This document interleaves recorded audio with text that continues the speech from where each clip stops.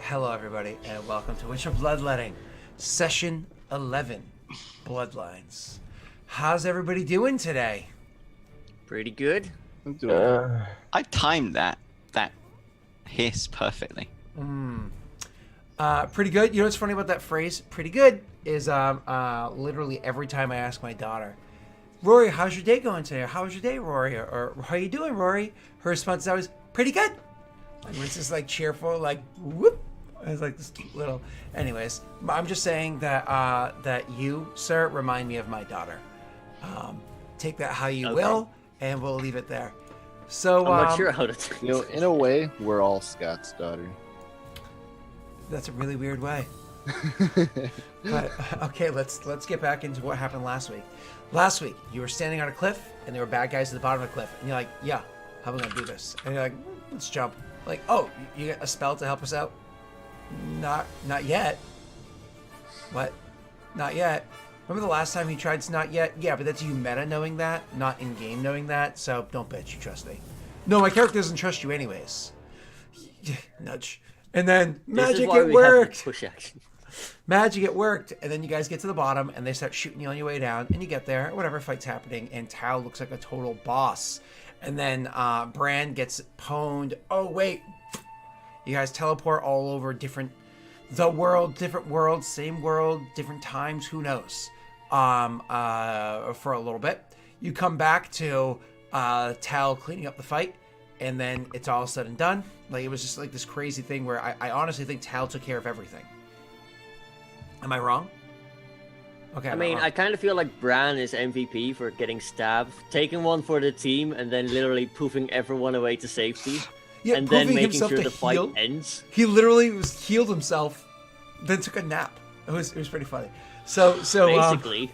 So you guys come back, finish up the fight, get a little bit of info off of the guy, like the fact that they're looking for the boy, and that the boy might be some sort of lineage to the former king, King. What the heck's his name? Is it Radovid? Radovid.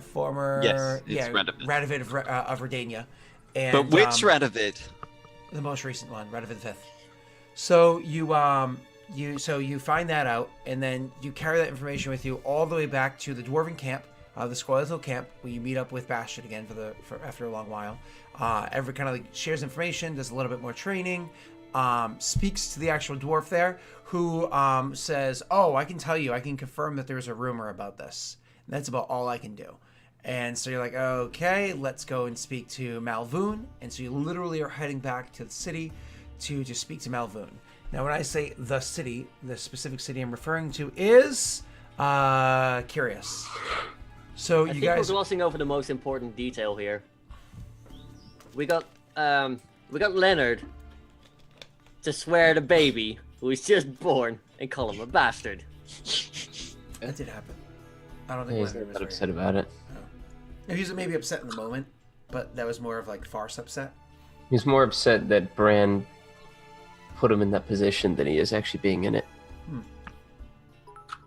Bran loved it. He still laughs when he thinks about it. Uh-huh.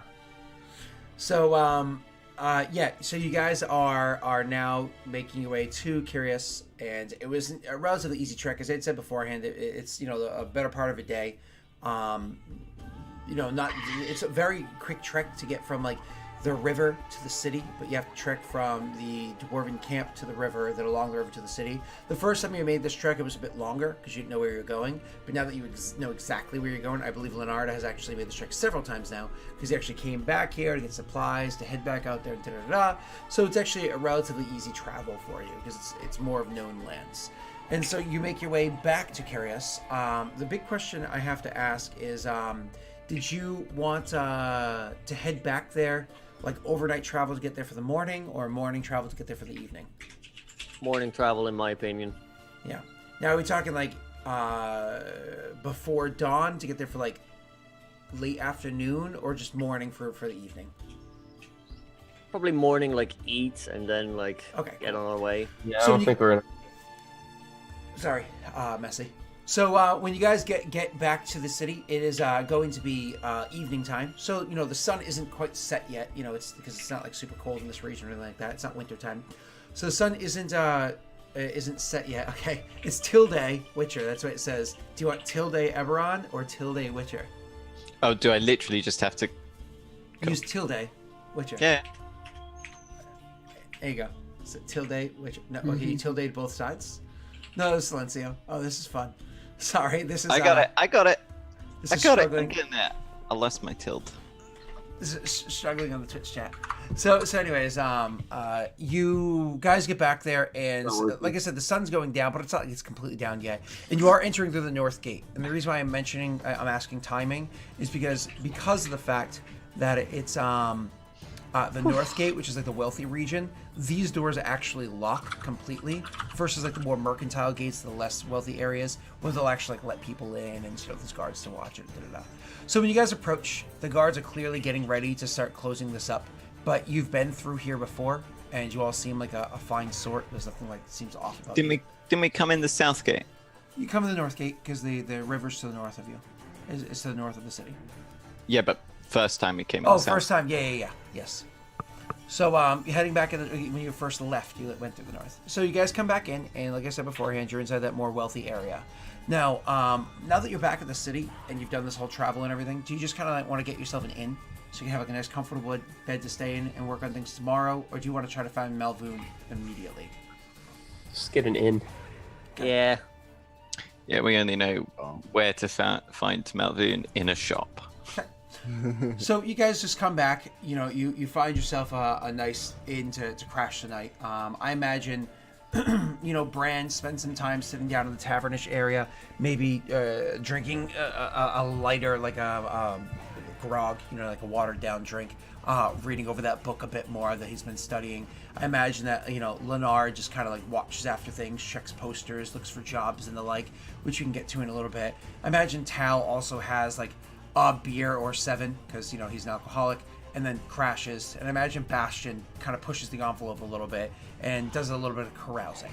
So, unless that sounds wrong to anybody, we're going to have you sum up what everybody does with some really quick checks. So we're going to work on you first, Rick, because you've actually been studying that book for a while now, while traveling, when sitting around, so on and so forth. Can you actually kind of sum up how much time you've been doing this for a while with an Arcana check for me, please? Sure. Ow. It rolled off as 16 as well, which sucks. Yeah. Quick question, guys. Did I ever link the notes that you guys use into the Twitch chat? I'm pretty sure you did. There's a command for it, right? I don't know. So. It's pinned in the Discord. I don't. I'll add a command while everybody else is kind of talking a little bit. I'll add it on there. In the meanwhile, so. Do you want me to post the link? Sure, that's fine. And like I said, I'll add it later. So you spend some time reading the book, and the issue is that, I mean, your character's a wicked smart boy. So it's nothing against the Bran himself. He's very intelligent. It's just he's not somebody that is routine at research. I mean, for a good portion of his life, he wasn't even literate because he came from, backwater area. He literally had to teach himself how to read because it's not like his parents were these super, aristocratic peoples that taught him at 3 or something like that. You know what I mean? So he had to teach himself how to read, at least portions of his reading. So he's still struggling. Moving over to you, Dunce. Could you actually roll me a raw charisma check? Or what is it called in 5e? Is it diplomacy? No, it's... What's it called in 5e? Help me out here. Persuasion? Persuasion. Roll me a raw charisma check. Because it's carousing. Alright. It's too many systems. Okay. So you're over there, and like I said, you just been poring over your book some more and doing some more studying. Haven't been able to unlock the knowledge of any more like secrets or anything inside of it yet, but you still get time to learn. However, you actually spend a decent amount of time getting to know people in town bastion. So with that check, it's not like, oh, you've made friends with everybody in the town or anything like that, because people are still wary of witchers in general, even though you're now in Temeria, where they're more accepting of your kind. They're still wary of you in general. But what's important is that you've actually gotten to know to make friends with one in particular person, and so we'll note him on the notes actually later on. So you've been able to make friends with one in particular person. He happens to own his own shop in the area, so it's like a general store where you can get like basic mercantile, like traveling gear and so on and so forth. Goes by the name of Howard. So it's Howard's Handy Supplies is the name of the shop, and you can actually get a discount there moving forward because you made a good connection with him. So this is going to be a 10% discount from PHB costs. And this is just a buddy of yours that you're going to be able to like go to moving forward. Could you do me a favor, please, Messi? Roll me in a investigation check. Yes, I can. Thank you, sir. Also, in the nighttime, I'm going to do something else, but we'll start with investigation. Silencio, I didn't want to get too close to Heward's handy haversack. Wait. Okay. Okay, so our witchers are crushing it. So what you're doing is, as you're going around and trying to find out like different jobs or whatever that happens to be in the area, not that necessarily your character is looking to pick up a job for coin directly, but witchers use jobs more than just that. They also use them to kind of get a feeling of what's going on in the region, and so on and so forth. So the kind of jobs that you see that are happening here is that at the graveyards, near the graveyard grave area, recently there's been sightings of neckers, and the issue with neckers is that when you see one or two of them, that is not necessarily a bad thing. Like, neckers can help to clean up carcasses in the area, as long as people travel in numbers and they're smart about it. Neckers actually are a natural part of the ecosystem that exists now many years after the the Conjuring or whatever it was called had happened. But if one or two neckers stays in the area for too long, and they don't move on, they eventually kind of like gather in numbers, and they make nests, and then they spread, and then they become an actual danger. And the thing that catches your character off guard is the fact that there was a call to notice neckers, because there's only one notice about it. You got a 21. You notice that message went up on the board probably about 4 months ago, judging by like how much like the moisture in the air has affected the paper and mold growing on it, and then again about a month ago. And so that's where your character's thinking, ooh, there could be an issue growing here if we care to deal with it. And the last thing I'm going to have roll is Tal. Now, Tal, I had mentioned that your character would just be drinking and having a good time. Is there anything in particular you'd be doing? Like, I don't know, playing Gwent or carousing as well? Or what would you be on about?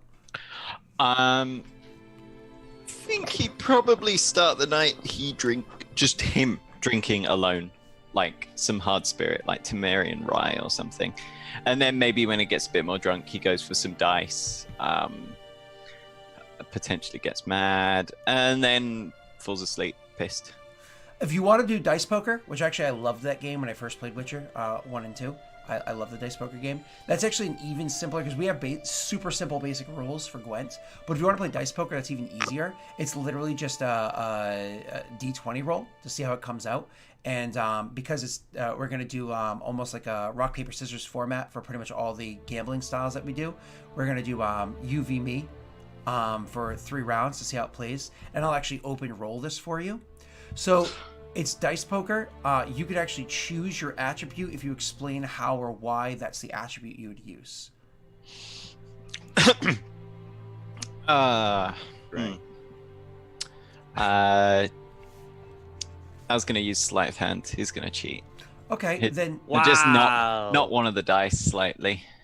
Okay, then you said you were drinking for a while first, which means you get your drunk on. So could you roll me an insight with disadvantage first? Insight with disadvantage. First, please and thank you.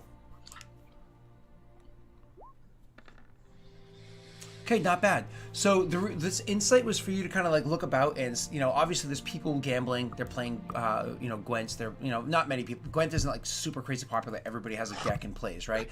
But there is like a two guys that are just hand after hand after hand playing Gwent. But it doesn't seem like there's any stakes on the table. It just seems like they're friends playing, cards together. There are other people that are off in the corner, and they're, and they're playing dice poker together, right? So you are playing, going over to play dice poker, and you look and you judge the people, kind of trying to like, okay, who do I want to like wait for my moments to put my coin on the table, waiting for that right moment to like, this is the guy that I think are going to be able to beat because they're just not that good, or maybe they seem like have like a bit of a lazy eye, so you don't think that it's like a wandering eye, so you don't think they're going to be able to see you be a naughty boy. So you wait for that moment, and that's when you step in and you sit down to play your hand at Gwent. And Gwent, it's not Gwent, sorry, dice poker. It's not like it's one of those things where you play one round and it's all over, right? You do several rounds. So you sit down and you do your first hand, and you can actually roll for me your. If it's not already on your tools, you can just roll me a d20 plus dex, or just roll me a dex check. No, I have Gwent in tools, but not dice. I mean, you can add dice poker, super easy. Or just roll me a dex check. No, because I'd have to be proficient in it. So let's not. Let's. Oh, just you can't not choose proficiency, or that sucks. Or jack of all trades. You can choose jack of all trades, but then not click jack of all trades. That might work, but it's fine.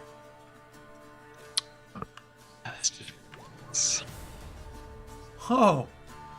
Okay. Oh. So you play against that first person, and you easily beat that first person, and so you get some coin. And then like as soon as that first hand ends, that guy's just kind of like, well, I called it before. I was just gonna play one more hand, and he gets up and leaves. And everybody kind of like nods and grumbles along, like clearly he had stated that beforehand, but maybe you missed it. And so somebody else immediately slides and sits down at the table. And as soon as he sits down at the table, he starts pulling out his dice and putting his coin on the table. And then you guys are going back and forth. And so you guys go back and forth and back and forth and back and forth, playing the game. And your character's smart. It's not like he's just going to, well, not too smart, but it's not like he's just going to cheat on every hand. He cheats enough to make sure he wins. And then it gets down to the tail end of the game, and you've actually been winning fairly well. You guys both have coin on the table. And like, you've got, your dice ready. You've got everything ready. There's a whole bunch on the table on hands. And you start pushing your coin forward, like, let's go all in, versus his, like, let's go all in, matching each other. Okay, now show me, like, how is it you're going to play or re-roll. Show me, like, how you're going to finish off this game. And literally, as you go to do that, so you push yours in, then he calls and he pushes his coins in. You guys are ready. As you do that, he goes, but how about you not cheat this time?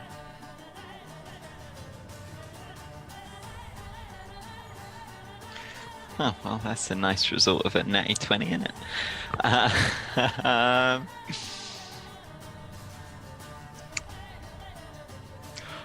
don't know what you're on about. I'm talking about the fact that you've cheated more or less every hand. I'd say every third hand since before I sat down at this table. You got a secret admirer.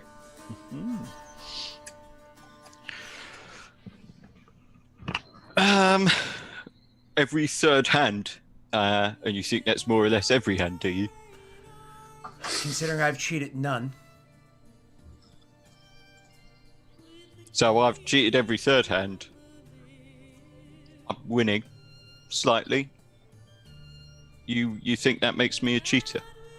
I think that you've been cheating this whole time. I saw you cheat. These two guys saw you cheat.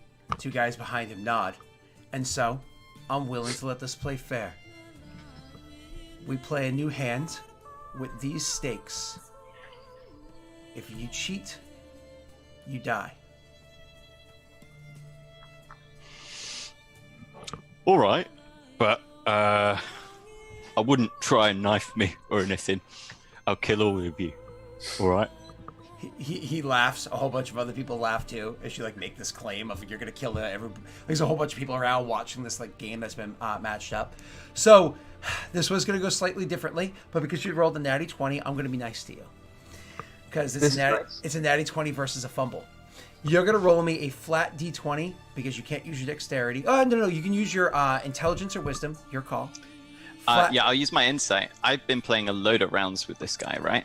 A bunch, yeah. I can see what he looks like when he's got when he's confident with his dice. Okay. So, but you're gonna be rolling me your insight check, but with disadvantage.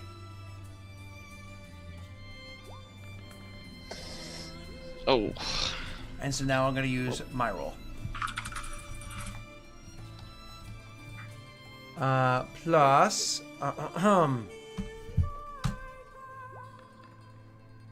Okay. And so he ends up taking the whole pot of coin that you had saved up and removes it from you. Tell me, sir, how much coin did you have on your character sheet? I've got 36. 36. So do me a favor, roll me 3d12. Oh my god. I'm being nice. I should say 66. Should I say 66? Doesn't matter. That's how much you lost. So he takes the coin and he's like, next time, it's your cock that you'll be losing. And he takes up the coin and walks away from the table and get some drinks at the bar. And You said you had money, dude. unless that is anything else that you guys want to do tonight, that's kind of how you sum up your evening. And so let's move forward to the next step. How drunk is Talabast right now? I mean, he gets pretty pissed. Okay, yeah, then I'll talk to him tomorrow. Okay, cool. So the next day rolls around, and that was just kind of you guys coming into town and getting more familiar with the town, and the town familiar with you. Just kind of like allows me to lay a mark of your characters against the town and whatnot. So the next morning, everybody gets up. I mean, honestly, you spent your coin. I'll even say that Tal's. Everybody spends 2 gold or whatever off their character sheets. You get yourself some nice, comfortable bed. You crash the night that covers your drinks. Just 2 gold. You're good to go, everybody. And you guys wake up next morning, well rested, actually having a nice bed to sleep in after all that traveling and sleeping in a cave and da-da-da. And you kind of like filter into each other as you go. Let's say it's like late morning by the time you all meet up, because I imagine just like wake up, alarm clock goes off, and you're standing outside each other's doors like, let's play. So so late morning gets together. Anybody think it's important to have it in conversations with one another in private before I push forward? Like yes. Okay, you go to Tal? Yeah. Okay, cool. So we'll start there. Yep, you go right ahead. So we'll say that, because Tal, even though he gets pissed a lot and he does like, his sleep, Tal is actually still a pretty rigid person in the sense that he's very well trained, very well regimented in an alcoholic sense. So like around when he's going to be awake, no matter how drunk he was, and he's probably going to go and have his bacon and stuff like that in the morning. So, bacon. Yeah. Wakey, eggs and bacon. So he goes downstairs, so you can meet him easily downstairs after you've done your morning routines, and he's eating. Hey, Talabast, how's the bacon? A lot better than the game last night. What game last night? Came up against some fucking cheaters. Oh, that's a damn shame. I figured you'd be the one who cheated. Well, I considered breaking his nose, but I didn't want to make a scene for the nice bartender over there. Good call. It probably got us kicked out. Hey, so, how do you feel about this whole Malvoon situation? He gives you like a long look, like he's a wizard. Mm-hmm. How do you think I feel? Well, let's go a little bit deeper than that. Do you, we have possibly the heir to the throne here, and we're going to end a contract to eliminate him for basically everything we need to survive for the rest of our lives. Like, that's a lot at stake. There's a lot of, you got to pick and choose your sides here. I'm just kind of wondering where you stand. Well, it is a lot of gold, Mm-hmm. but It's a lot of gold. those Redanian bastards didn't even tell me how much I would be getting. A title and gold, that's what I was told. Yeah, they definitely do Like to keep their secrets, eh? So listen, I just had this thought. Just wanted to run it past you before I bring it up with the group. But what if we don't end the contract? My difficulty would be if we went back to, what's his name, Zoltan? The dwarf boss boy. Zodhal. If we went back to Zodhal now, he would know that you hadn't conducted the ritual with Malvoon. But, we don't have to go back.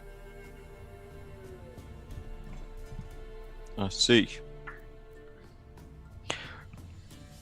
There's another stipulation of the contract.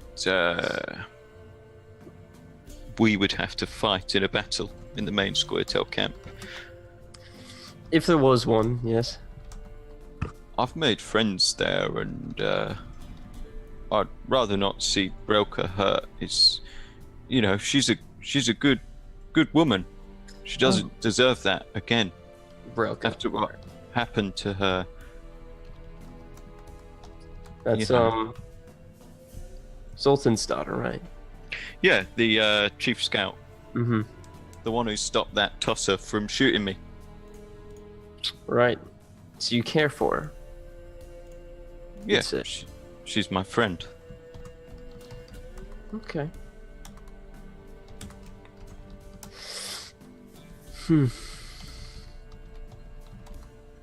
Perhaps I misjudged. I'll see you around Telebast. Leonard. Mm-hmm. Correct me if I'm wrong, but you're clearly after the gold here. It's not the gold. It's the means to get what I want. We can still walk back into that camp and take that little Redanian prince to the witch hunters. That could be worth a pretty penny. Ultimately, it should be what they're after.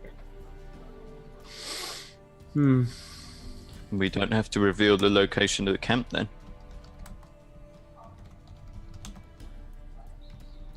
But do we trust witch hunters to pay their dues for a job well done if it's not the stipulations they asked for? Not really, but food for thought. And he shovels in a big bit of bacon and eats with his mouth open, looking at you. I like the concept. I'll keep it in mind. And then I'll get up from the table and go fix myself a plate. Okay.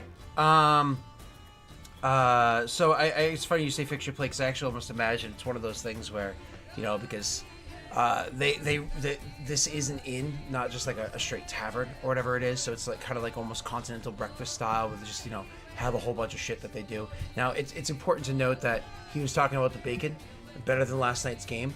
The bacon is made out of wild boar.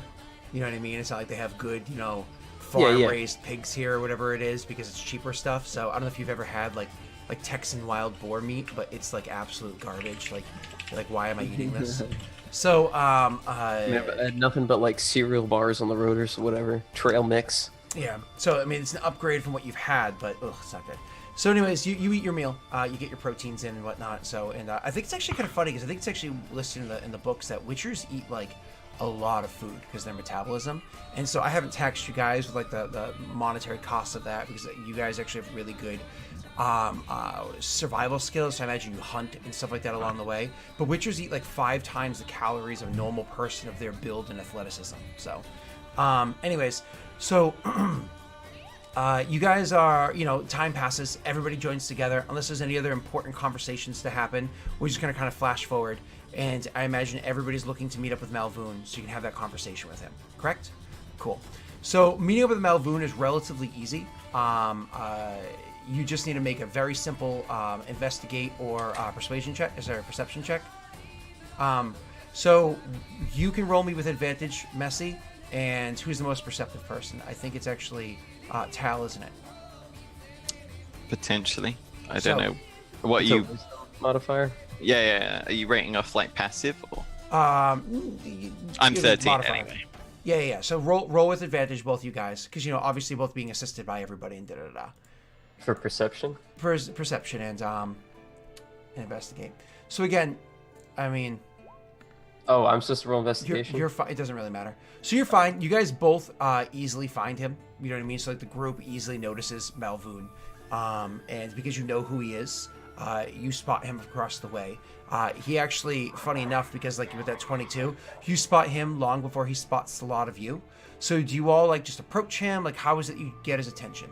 And just to set the scene, when you do see him, he's actually back over in the marketplace area. He's not inside that floor shop or anything like that this time. He's actually over by like similar to like the first time you had seen him, over by like one of those open like stalls or stands where they're selling supplies. This particular area, what they're selling is like it's like a trapper, having like rabbits and squirrels and stuff like that hanging there. And he's actually speaking with a trapper who like opens up something from behind, and he pulls out, and with the 22 perception, you can see he actually has a selection of 3 different skunks that are back there, and he's actually selecting and chooses one of the skunks, and they make the trade, and he kind of sleight of hands it into a bag that once again you easily notice, and hides that, and he's starting to walk off from there to another lean-to or whatever. How do you guys approach or get his attention? Guess what was- Probably look to Leonard or Bastian to take the lead on that one. I never met him, so I'm gonna be in the, approach him. I'll be in the back. Okay. Malvoon. So you just like call his name from across the way and go walking up to him. So he turns around, he notices you guys, and he looks. So does everybody approach immediately behind you, or do you guys kind of like hang back and only you approach? I would hang back. Them.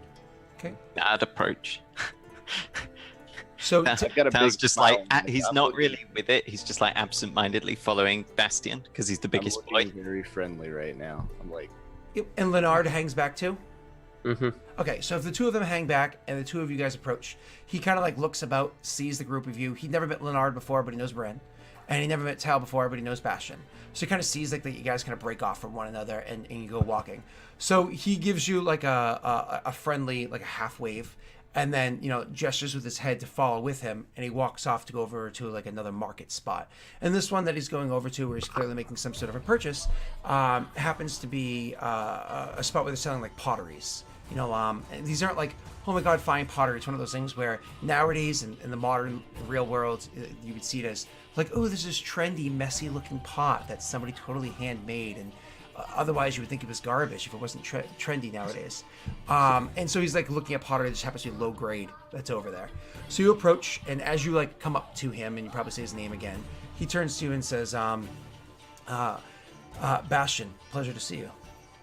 the pleasure is mine. He goes to shake your hand. I shake his hand. He takes it in one hand and then turns and cups it with his other hand.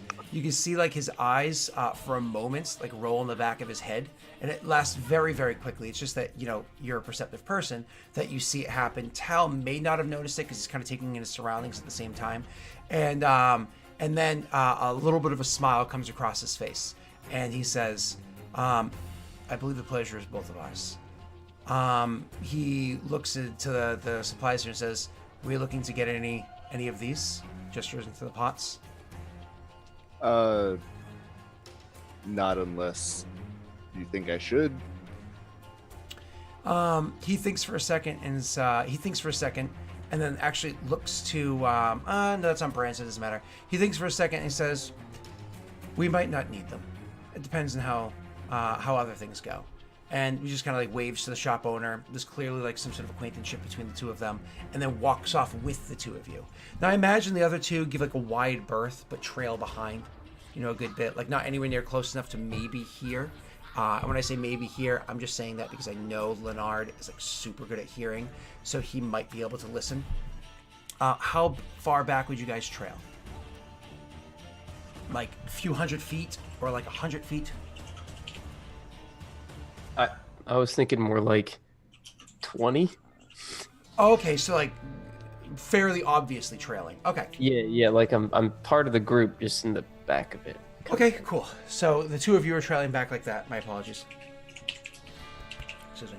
So as you guys are walking forward with him, and he walks out of the marketplace and over to an area that's less densely populated, like there's less people like walking and meandering about, but also isn't the wealthy district, so he doesn't like head over that way. He's just heading to a different part of town.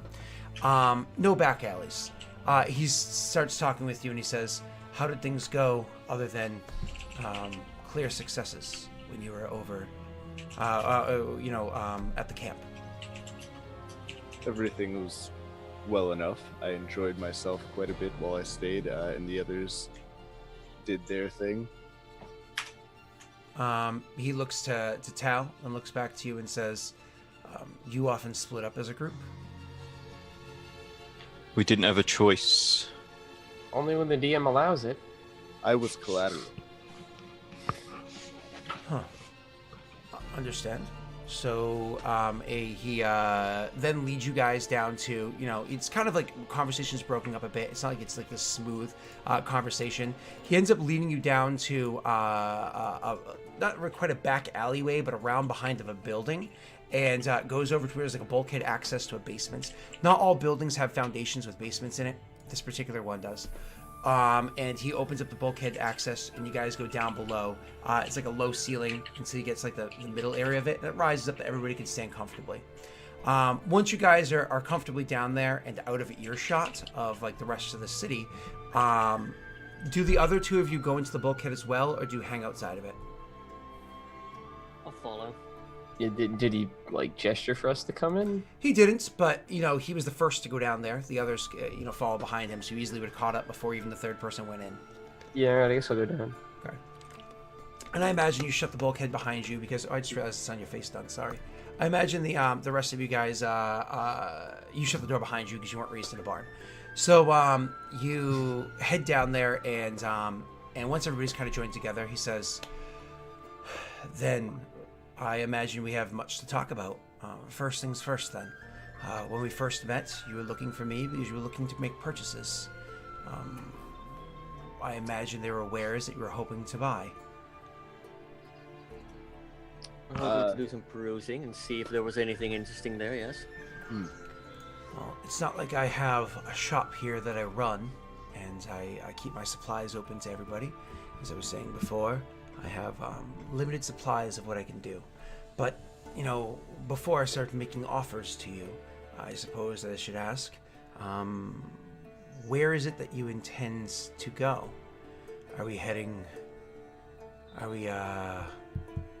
I suppose, which way is which way is the wind blowing? How does your course seem to be set? I am still of the mind that the only good witch hunter is a dead witch hunter. He nods, but as you say that, it's not like everybody has to give a verbal response. He kind of like reads everybody else's expressions. I imagine that, Tal, to some degree, agrees with that, and some degree disagrees with it. I imagine Bastion is like, "Yeah, it's true." But how about Leonard? He doesn't necessarily feel that way, at least based off the conversation I just had. So I would ask, do you want to roll a deception? Or do you want to have it plain on your face that you don't agree?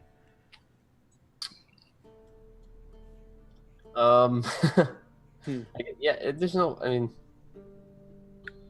I think it's probably worth noting that while Tal probably does it, he's frowning at Malvine. He's clearly grumpy. That's fine. With this boy. Yeah.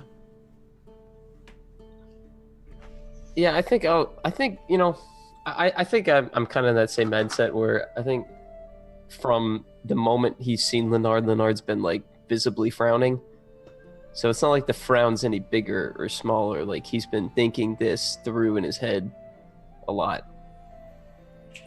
So he's just gonna hold the same tempo frown. So you're more or less you're not like rolling a deception and like that because you're not trying to hide your emotions. You're allowing the emotions of just genuine irritation, the fact that you don't like wizards or mages in general on your sleeves. perfectly fine. And so with that, you know, kind of like reading this, like, you know, one person says something, the other one agrees, and the other two are just like, I don't like your face. That kind of like sets the tone that we'll pick back up and move forward with after we take our first break. So everybody take a couple minutes, you know, go get a drink, take a pee, grab a snack, do what you got to do, and when we come back, I'm we'll hungry. do what you got to do. So we'll see everybody in a couple minutes, all right? Feed me, Bye. daddy. Ooh. Oh my.